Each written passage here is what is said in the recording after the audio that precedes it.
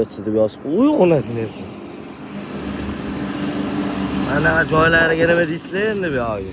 Xullas 30 yoshdan kelgan soqillikni sog'inib qolar ekansizda. Mana shu tepalikda o'tirsangiz mazza qiladi. Yo'kida pastga tushib suvni bo'yida baliq tutgisi kelib qoladimi? Xullas miya dam olish kerak bo'lar ekan. Charchirkansiz, dunyo qarashingiz boshqacha bo'lib qolar ekan. Shunga bitta zo'r taklifim bor. Sharoitingiz bo'lsa, bitta yaxshi joy sotilyapti.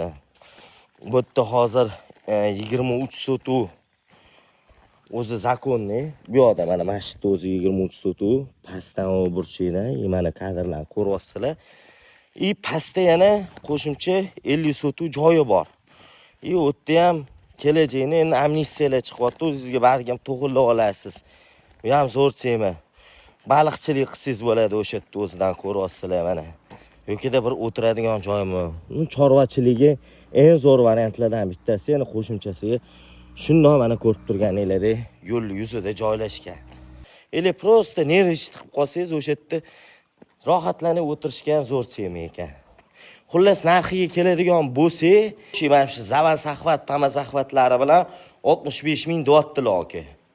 Yo'l yuzida idealniy narx deb o'ylayman. Manzilga keladigan bo'lsa, shundoq Parkent tumani, Quyichirchiq, Toshkent viloyati, ya'ni Platina mol bozorini shundoq orqasida joylashgan.